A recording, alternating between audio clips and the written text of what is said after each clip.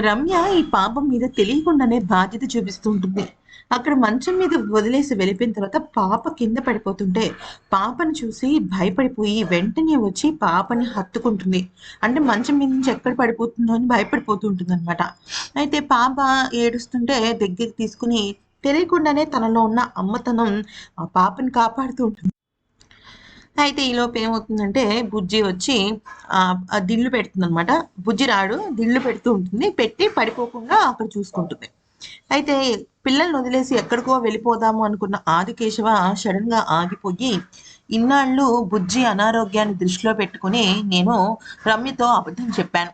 ఇప్పుడు బుజ్జికి నయమైపోయింది. ఆ పాప ఉన్నంత వరకు కూడా ఇక మనకి లోటు లేదు. అలాంటప్పుడు ఎందుకని నేను వెళ్ళిపోవాలి?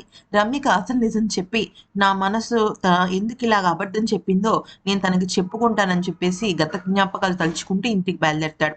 ఈలోపు బుజ్జి పాపకు పాలు పట్టించి నిద్ర పుచ్చుతాడు. ఇక అక్కడున్న రమ్య ఏమంటుందంటే, పాప పడుకుంది. నువ్వు కూడా పడుకో అని చెప్పేసి పడుకోబెట్టేస్తుంది. అంటే బు బుజ్జి ఆ పాపకి దగ్గర అవ్వటం చూసి షాక్ అవుతూ ఉంటుందనమాట. అంటే ఏంటి ఇంత 2, 3 రోజుల్లోనే ఇంత క్లోజ్ అయిపోయాడన్నట్టుగా.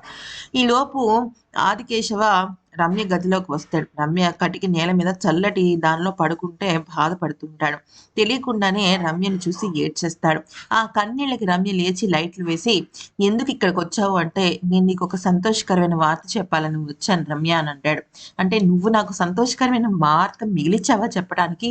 అసలు నా జీవితంలో నువ్వు ఏం మిగిలిచ్చావు? 24 గంటలు నేను నీ మీద ఎంత ప్రేమ పడ్డాను. కనీసం నువ్వు నాకు ఒక్కసారైనా ప్రేమ చూపించావా అంటే, అది కాదు రమ్య నేను చెప్పేది వినంటే, అసలు నువ్వు నా మొహం మీద నా మొహం ముందు కూడా ఉండద్దు నువ్వు. నువ్వు ఉంటే నా కడుపున పుట్టే బిడ్డ కూడా అసహ్యించుకుంటుందని చెప్పేసి చొక్కా పట్టుకుని లాక్కెళ్తూ ఉంటుంది. అయితే ప్లీజ్ రమ్య నా మాట విను రమ్య, నేను నిజం చెప్తున్నాను రమ్య, అసలు అప్పుడు ఈ అబద్ధం ఎందుకు చెప్పానో నేను చెప్తున్నాను రమ్య అంటే, అసలు విన్నవదే, నిజాయితీ లేదు, నువ్వు నిజాయితీ ఉంటే అప్పుడే చెప్పేవాడివి అంటూ బయటికి తీసుకెళ్తున్న సమయంలో ఆ హడావిడిలో కాలికి గుమ్మం తగిలి కింద పడిపోద్దనమాట. మెట్ల మీద నుంచి జారి జారి పడిపోయి కరెక్ట్‌గా ఆ పొట్ట మీదకి ఆ బలమైన మెట్టు తగిలి గిలగిల కొట్టుకుంటుంటుంది. నా బిడ్డ, నా బిడ్డ అని ఏడుస్తుంటే, "నీకేం కాదు రమ్య, నీకేం కాదు నేను హాస్పిటల్‌కి తీసుకెళ్తానంటే," నువ్వు తీసుకెళ్లాల్సిన అవసరం లేదు. నువ్వు దుర్మార్గుడివి. అసలు నీ వల్లే నా బిడ్డకి అలా అయింది" అని చెప్పేసి ఏడుస్తూ ఉంటుందనమాట. ఏడుస్తుంటే ఇంక లాభం లేదని చెప్పేసి వెంటనే తను ఎత్తుకొని హాస్పిటల్‌కి తీసుకెళ్తాడు. ఈలోపు హాస్పిటల్‌లో వాళ్ళు చెకింగ్ చేస్తూ ఉంటారు. వెంటనే ట్రీట్మెంట్ స్టార్ట్ చేస్తారు. తనేమో స్పృహ ఉండదనమాట. ఇక ఆదికేశవ దగ్గరికి వాళ్ళ పిన్ని వచ్చి, "ఏంట్రా ఏమైంది ఇదంతా?" అంటే, "ఏమో పిన్ని నాకసలు అర్థం కావట్లేదు. నేను ఏ తప్పు చేయలేదు. కానీ రమ్యని ఇలా చూస్తుంటే బాధగా ఉంది. బిడ్డకి ఏమవుతుందో అని భయంగా ఉంది. నెలలు నిండకుండానే ఇలా అవ్వడం నాకు ఇదిగా ఉంది" అంటే, "ఏం బాధపడకు మీకేం కాదు" అంటారు. ఇంకా ప్రిన్సీ సారీ మన రమ్య స్పృహలోకి వస్తుందనమాట.